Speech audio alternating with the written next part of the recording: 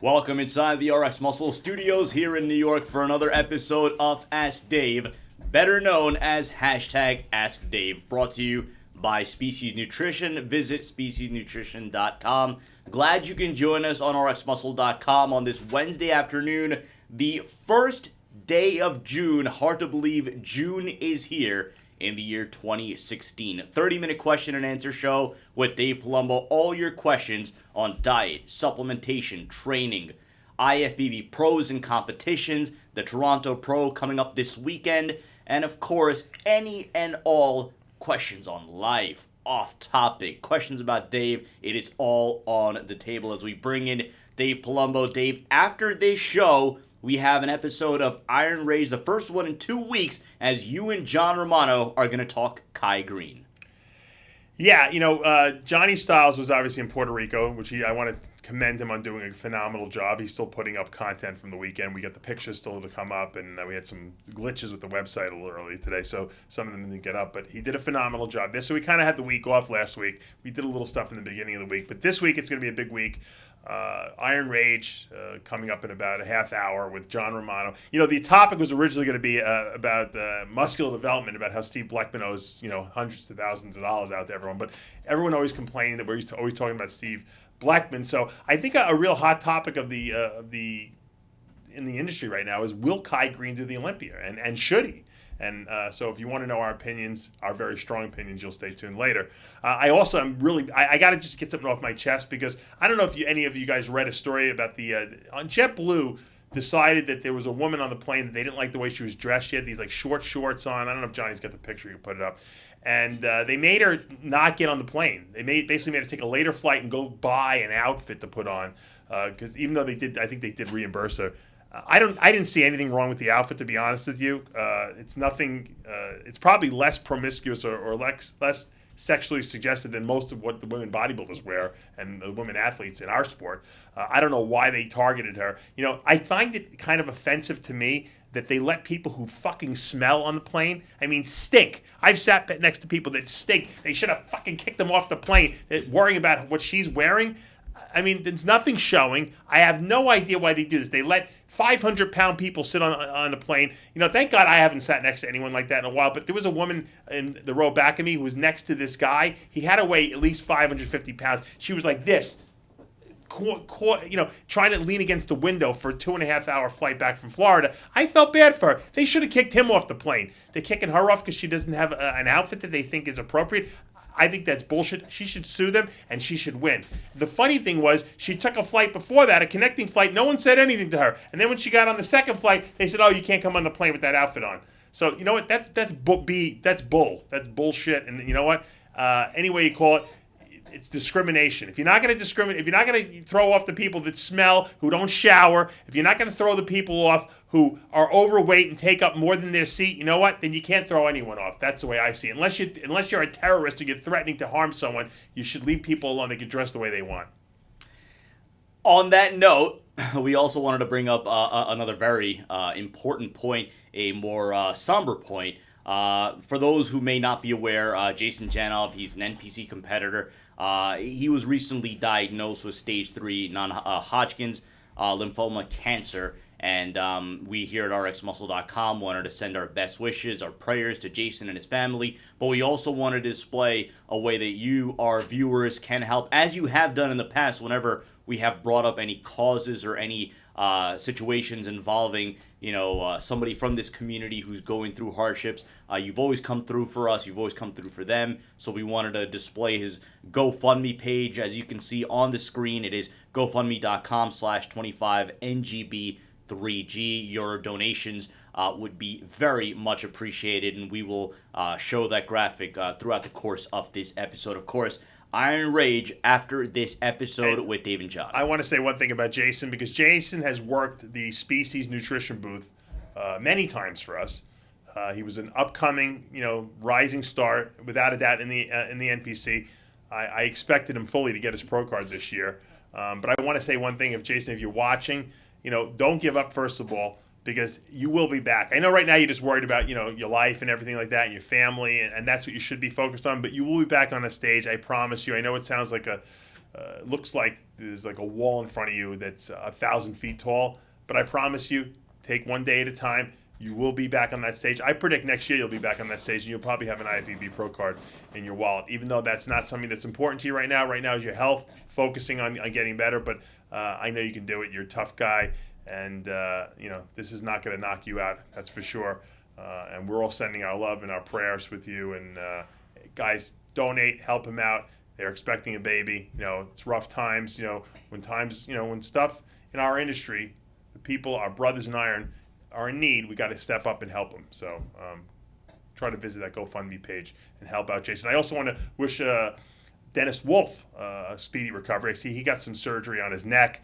It's interesting because whenever you get neck surgery on your vertebral processes in the back of your neck, they go through the front of your neck. So he's got a little Band-Aid right here. But he'll be back. They cleaned up some junk in there, some broken pieces of bone or whatever. And I suspect that Dennis will be back for the Olympia too. So well wishes to him and speedy recovery. With that, we go to our questions. We're going to start on our Instagram page. If you're not already following us on Instagram, it is at @official_RXMuscle. If you want to chime in on Twitter, you can use #AskDave or on our official Facebook page. If you're watching us live on YouTube, you can ask the questions on the chat box on the right-hand side of the screen. As we go to I'm Chris James, bitch, and I totally get the Chappelle reference. You will have pancakes waiting for you. Can a curved spine or hunchback affect bodybuilders? To a certain degree, anytime your spine is misaligned. Now, obviously, scoliosis, which would be like an S going this way, is not good because it kind of cuts off the spinal cord and it can pinch some nerves off and stuff like that. A kyphotic or lordotic curve, which kind of doesn't really kink the spine, but it kind of just over curves it, won't necessarily cause pain, but it's more of a physical deformity. You just don't look right on stage. Your body doesn't align itself properly. And I truly believe, I'm actually petrified that I'm going to be like a hunchback when I get older, because my dad and his mom also were like that, and I'm built like my dad. So I'm always stretching. I'm always like extending my chest out. I'm always doing stretches after I train to keep that spine pliable. I make sure I eat right, give myself the right joint support, because it is inherited. And if you have a predisposition for it in your family, you could get it. So, and if you already have the beginning stages of it, it's important to stretch, get massages, loosen that spine and the connective tissue up on a regular basis.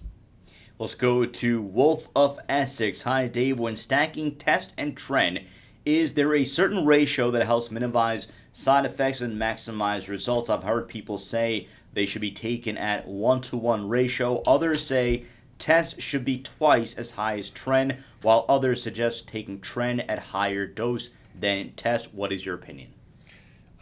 Trenbolone, first of all, is a very androgenic compound. Okay, and what does that mean? That means it's 3 times more androgens in it than testosterone has on a gram-for-gram basis, which means that you're going to get much more aggressive on it. You're going to have more strength from it, but you're also going to have higher blood pressure, anxiety, trouble sleeping. So you got to understand that. Now, also, Trenbolone raises the hormone prolactin, which causes a lot of people to have erectile dysfunction. Now, you would think with all those androgens you'd be really horny, but if you can't perform, who cares? So I found in the past, I know the new dogma now is take a ton of tren and a little bit of test. Doesn't work. Testosterone is the most anabolic hormone in the body. You want your testosterone level to always be higher. So, most people are taking anywhere from 600 to 1,000 milligrams of testosterone a week. That's what I recommend, at least. And Trenbolone should be under 300 milligrams per week. Okay, you don't want to go that too high. Once again, got to watch the blood pressure. The blood pressure will destroy your kidneys if it's too high. Okay, and you don't need that anxiety. And if you don't sleep, you don't recover. So less tren, more test. Let's go to John Coffey on YouTube. Dave, when will you have an update on your stem cell treatments? I just saw someone post. Maybe I saw it popped up on the YouTube channel. Interestingly, you ask. This Friday, I'm going back to the doctor. I've been going for checkups and stuff like that. He's doing some Synvisc now on my shoulder, which I don't know if that's the brand he's actually using, but it's a hyaluronic acid, a gel that they inject into the shoulder joint to lubricate it. The doctor gives me a good analogy. It's like putting Rain-X on your window. It just creates more lubrication and slipperiness in the joint and connective, so you don't get the rubbing on the bone. And I got one last week, and it feels good. So I'll video this one and explain what we're doing. He's going to do a series of 3 shots on me, week to week to week. And he says, to me at least, on the ultrasound, he's showing me a lot of new cartilage growth. And that, it's funny because when your shoulders are so bad, it doesn't feel like anything's getting better initially, but little by little, I feel little small improvements. And he said by the end of the summer, I should have enough cartilage that I'm actually feeling the results of what the stem cells are doing. So they're still growing. They're growing. We're nourishing them. I've been going back he gave me a prolotherapy shot. I had 3 PRP shots. And now he's doing the 3 Synvis shots, 3 weeks in succession. So I'll videotape that so you guys can see what's up, and I'll keep you updated. Hopefully, like I said, I can report by the end of August that I'm feeling really good. But I definitely feel better than I was.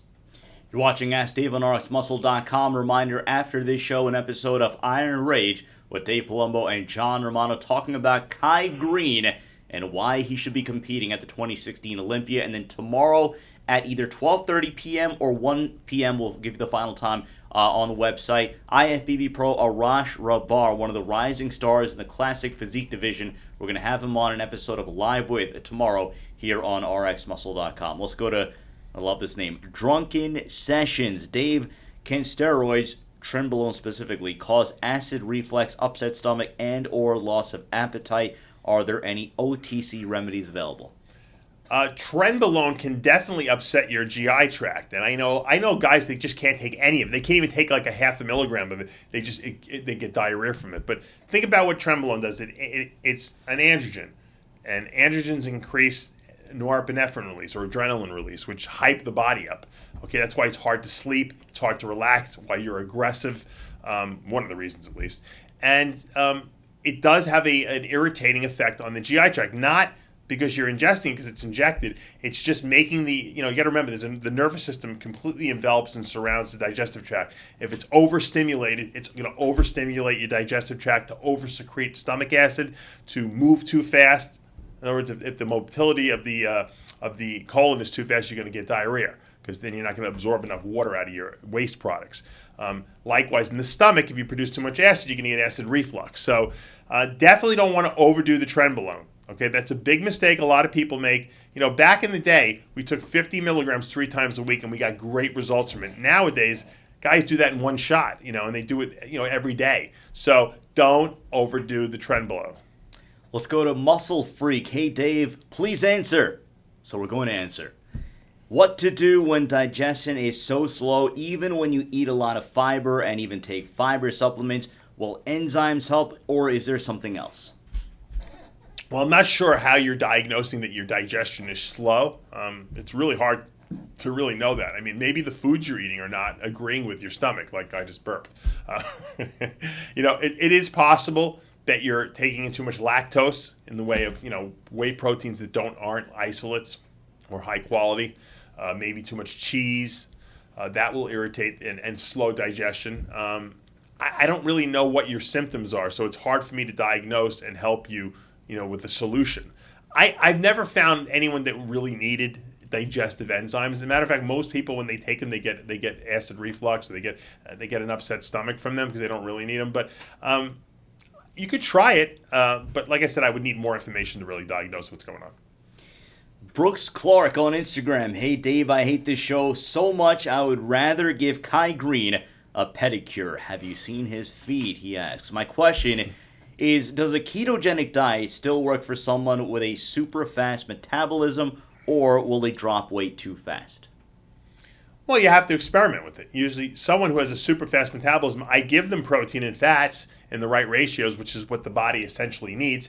But then I can also give them carbs usually on top of that, and they still lose weight. So I always start guys off on baseline, certain amount of protein, certain amount of fat, so we get the right amount of fats into the body, and then I give them enough carbs to sustain their metabolism. If they start losing too fast, I up the carbs. If they start not losing weight, I take away some of the carbs. Maybe we go one day with no carbs, one day with carbs. So I play around with that. And I have to determine who I'm working with first. And it's funny, you could work with someone year after year after year, and their body changes. So I don't always have everyone on the same diet as they did the year before that. So once again, it really depends on who you're working with and what type of metabolism they have, and then it's just trial and error. That's what a good coach does, though. Let's go to Neo Near. I'm going to see if I could phrase this properly and ask it the way that he wants to be asked. Hi, Dave. Are women that bodybuild more sexual compared to, I guess, non-bodybuilding women? Well, I think a good rule of thumb is that women that take steroids are usually pretty horny, because when you put male hormones into a woman's body, obviously it's going to raise their sex drive quite a bit. Depending on what drugs the women are doing, the stronger ones, the ones they probably shouldn't be doing, will give them a greater sex drive. So to answer your question, not all muscular women are necessarily going to be hypersexual, but women that take steroids and the ones that take the stronger steroids are certainly going to have a higher sex drive. Let's go to Shaggy2Dope666. Hey, Dave, have you read the book Swift Injustice regarding Craig Titus? For God's sake, the man is innocent, great man, great bodybuilder. I haven't read the book, so I don't know. I highly doubt he is innocent in the death of Melissa James. We've talked about that. We've had the prosecutor on Heavy Muscles radio show years ago. And, I don't think that Craig would have gone to jail and accepted a plea if he was innocent. But, obviously, life is paying Craig a very harsh lesson right now for whatever crimes he committed. Once again, you never want to see anyone suffer, but unfortunately, he caused the death of this girl, and look what our family's going through because of that. So, justice was served, I think. Let's go to Bandit19991. Dave, how's Jimmy the Bull doing? You ever plan on getting him back on RX Muscle? I miss his antics.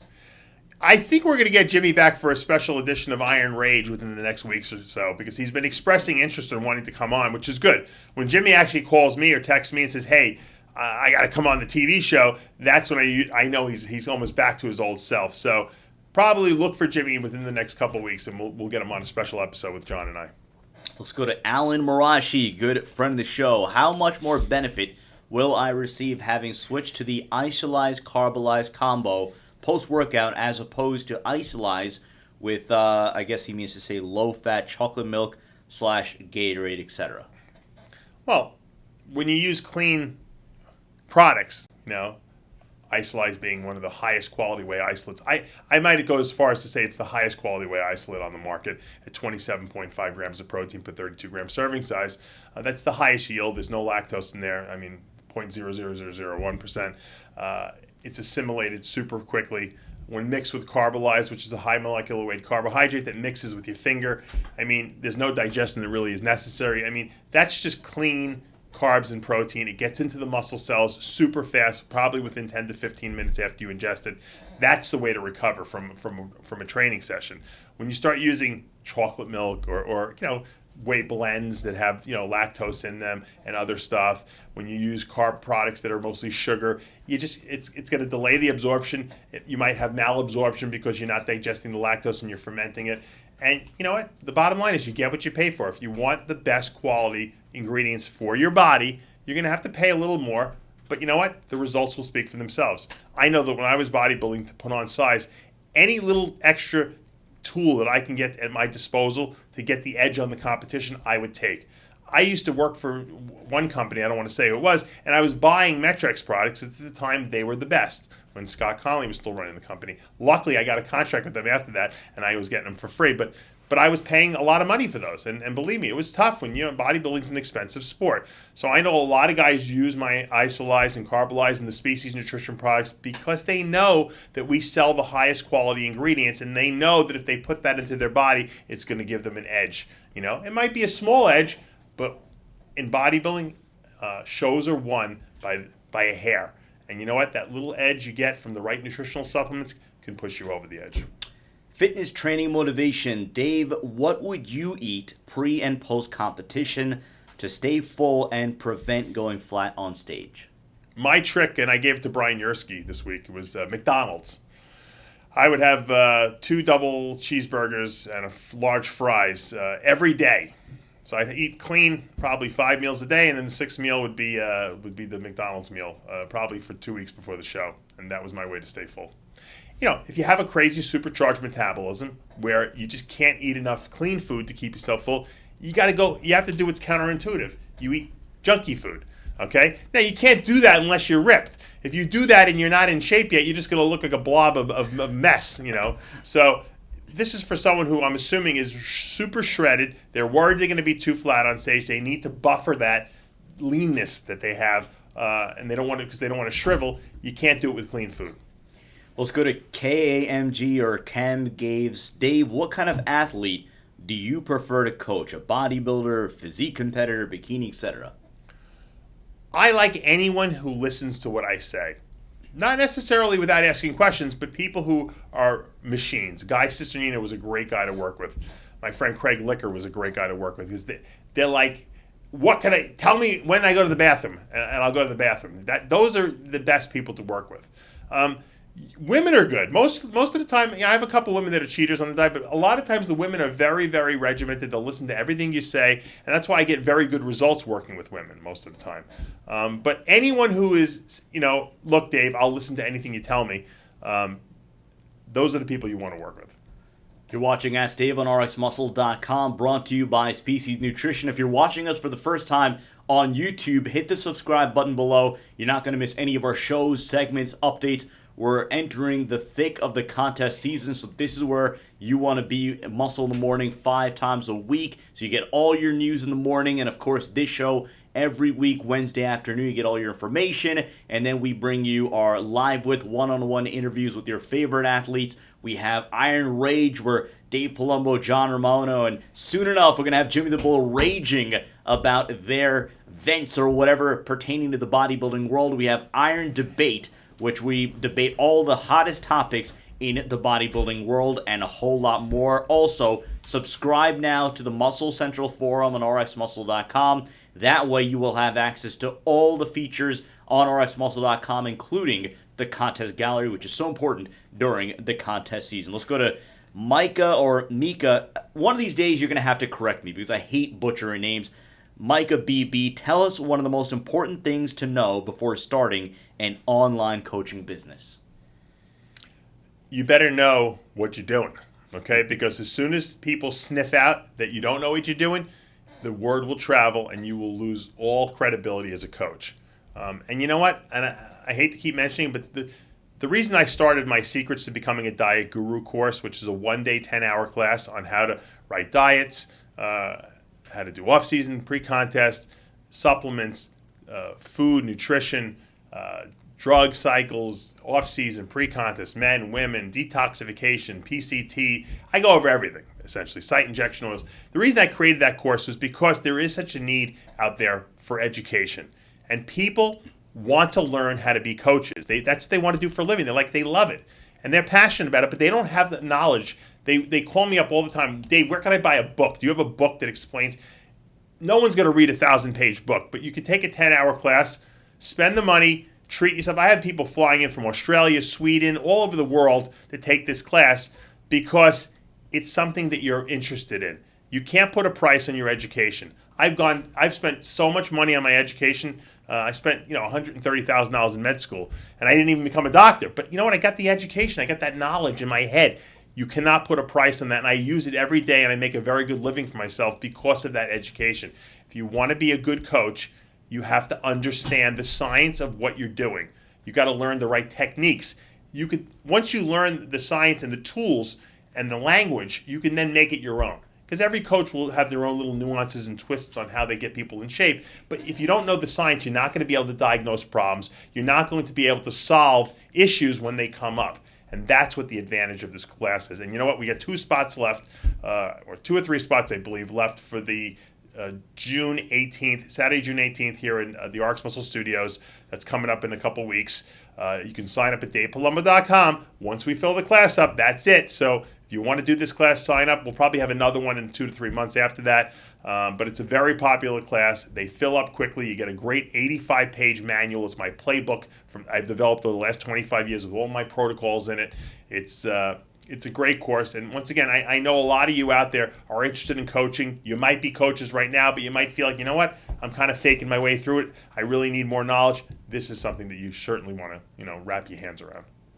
We go to Hussein underscore Algawi, and he has a question about Ramadan, and it starts next week. So for those interested in any questions relating to Ramadan, Dave did a video last year, which was fairly all-encompassing about what he would suggest for his clients and what they should be taking, what their ratios should be, everything. It's on the Species Nutrition YouTube channel, and if you want, DM us. We will directly send you the link. Hussein Al-Gawi, we will DM you the link. So if anybody's interested in that, there is a video live on the Species Nutrition YouTube channel. Let's go to Mike underscore Mez. Dave, I hate this show so much I'd rather tongue punch George Farah's fart box than watch it.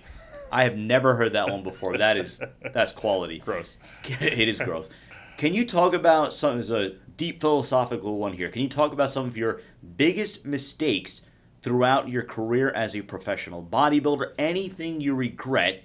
And that's part one of it. The second part, why did you quit when you did? Well, I've talked about why I retired when I did, because, I always said I will continue to compete as long as I can be better than I was the year before. And at 2004, I hit a point where I just didn't feel like I was able to improve anymore. I took my physique to the max that it was at. I felt at this point it was diminishing returns. I didn't want my health to start to deteriorate. I felt like I accomplished what I needed to. Yeah, I wanted a pro card, but you know what? I just felt like I wasn't going to get one at that point. I had come in second twice already at the USA and the Nationals, and I said, you know what? I did enough. There was nothing else to do. I continued to guest pose for a few years after that, just because people were still requesting it. But I said in my mind, I started shifting my intentions, and my intentions at that point became starting my own supplement company, and then obviously becoming a media icon, through running the muscular development website, and then obviously RX Muscle. So I had a lot of other interests. I had more to do, so to speak, and I knew that the more I had to do was going to be much more time-consuming, and it was going to be much more than I would be able to handle while I was still competing. So that's why I bowed out of competition. Now, regrets, I have no regrets in my life. I really don't. I've done some stupid things and made some mistakes and stuff like that, but I don't regret it because I learned a lot of lessons from it, and I was able to transfer and tell other people about the lessons and hopefully help them to avoid those pitfalls. I probably, I don't think I would change anything. I don't really regret anything. I didn't really have any shows that I showed up at that I wasn't proud of the way I looked. Although maybe a couple shows my body been a little bit tired, because I think one year I competed 3 times and that was a little too much for me. But other than that, I think that I pretty much took my body to as far as probably beyond where it should have been able to go, because I just don't think I had the structure to be a winning professional bodybuilder. I had a lot of muscle and I had a lot of conditioning, which people were impressed with and was impressive looking. That's why I was such a popular guest poser. I think it also showed people, hey, I might not have the best genetics, but I know I could put muscle. If Dave could put muscle on and get lean, I can do it too. And so in that sense, I was a role model and inspiration for people. And that to me was way more important than winning a pro show. Would have been, because you know what, that's a fleeting one moment in time. It doesn't really go beyond that. I'm sure there's guys that have won pro shows that had no impact on the bodybuilding community after that, and that to me was not acceptable. This was something I wanted to do with the rest of my life. You're watching Ask Dave on RxMuscle.com. Reminder, in about 15 minutes or so, we are going to have Iron Rage with Dave Palumbo and John Romano. They're going to be talking about Kai Green and why he should be competing at the 2016 Olympia. Let's go to Frameworks. Good question here. Dave, how would you address the lack of video coverage at IFBB Pro shows? Like, I can watch a kid play video games live on Twitch, but can't see major bodybuilding events. Look, I'm the one who decided, I'm the one who suggested that there should be a network of live streaming that we can watch every single pro show. I mean, it wouldn't be that hard to do. A lot of promoters don't want the live streaming. They feel it might affect the attendance in their shows. Some people want to charge a lot of money for it, which is just not a business model for that. No one's going to, no sponsor is going to pay a ton of money to a promoter to, sponsor live coverage. I just don't think there's enough people to warrant that. But I do think that it could be done. I think that, look, when I was doing every show, when I was out there, Johnny knows this, when we were out, filming every show, covering every show, a lot of promoters just wouldn't let us do video. They're like, oh, someone else has exclusive rights. We don't want to let you video. You can only use a 5-second clip.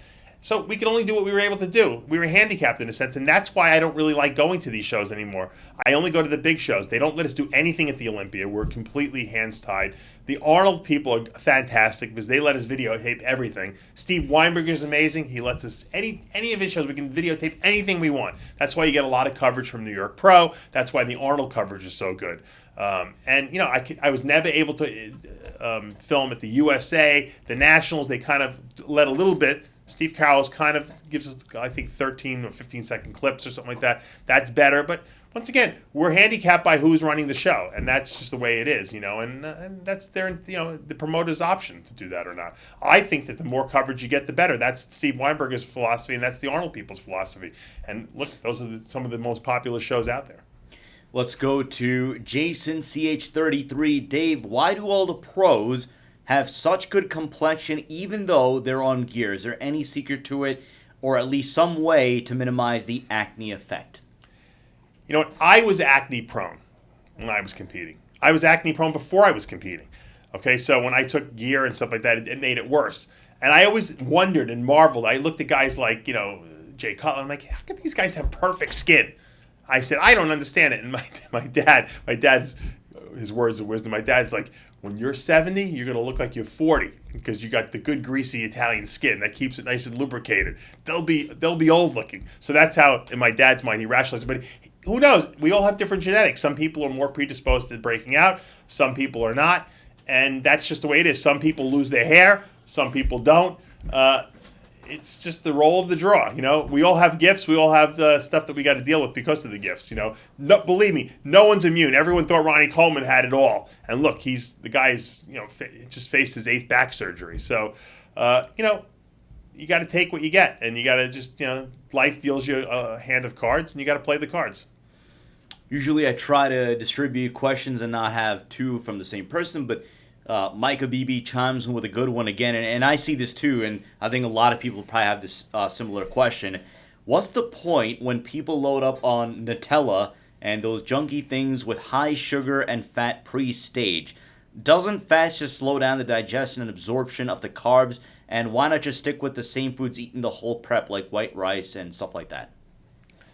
For some reason, when you're all lean and dried out, clean food just doesn't do it. I don't know. It doesn't work anymore. I have guys do a little peanut butter and rice cake backstage because the fats actually kind of will delay the absorption of the carbs. The worst thing you can do is eat pure sugar because you look good for 5 seconds and then your insulin pumps out to lower blood sugar and then you get a blood sugar crash. You don't want that. If you crash on stage and you start sweating because you're in that cold, hypoglycemic sweat, you're going to look terrible and your body's going to change. So the fats kind of take or slow the absorption of the carbs down a little bit, so you're getting a slow trickle effect, so you're not going to crash on stage. That's why I do it. Now, I'm not an advocate of eating tons and tons of like candies and stuff like that backstage. I'm also not an advocate. I see people drink alcohol backstage. The problem is, if you take a sip, it's one thing. A lot of guys will drink and then they get drunk and then they can't control themselves on stage, and they look like they're acting like morons up there. So once again, I don't like to do too many kooky things backstage. Rice cakes and peanut butter always work really good for me.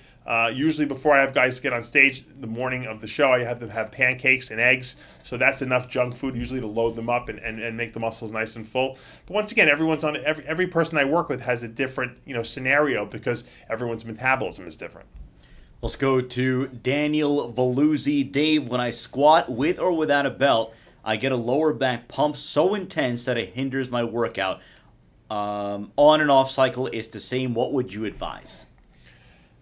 The only time I ever experienced that was when I gained like 40 pounds of water after a show once, and I was just holding excessive amounts of water, and the pump on my kidneys and lower back was just excruciatingly painful. And I took a diuretic, and it alleviated that. So I don't know why you would be like that on a regular basis. That's probably not good. You probably want to get checked out, check your blood pressure, check all your blood chemistries, because you shouldn't be holding excessive fluid even when you're off cycle. Usually when people are dieting for a show, they don't hold any water, and so they really don't have that problem. If you're having it, then there might be something else going on you want to get checked out.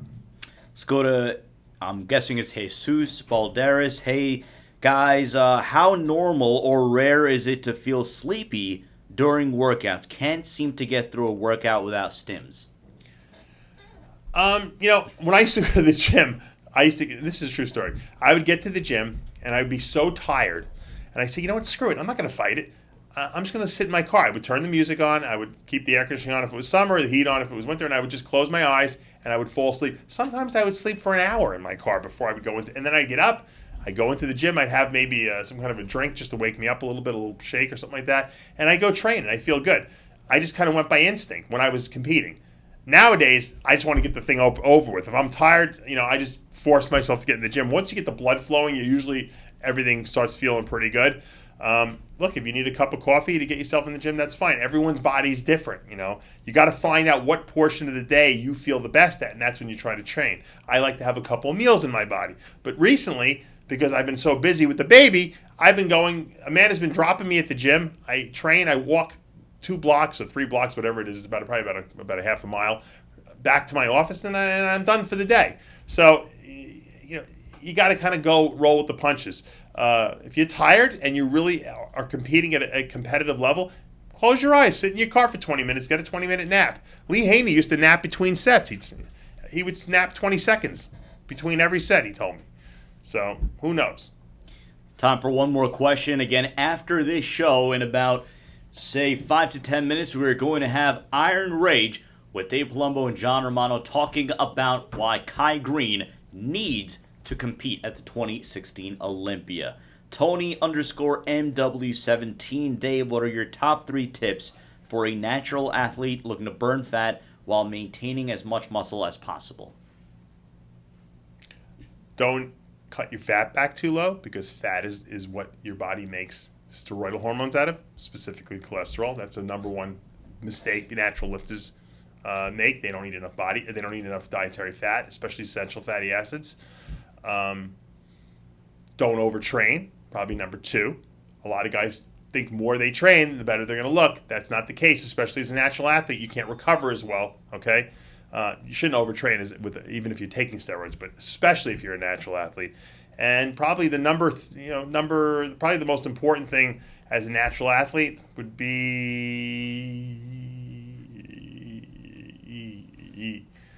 Someone's going to make a meme out of this. Yeah. It's going to happen.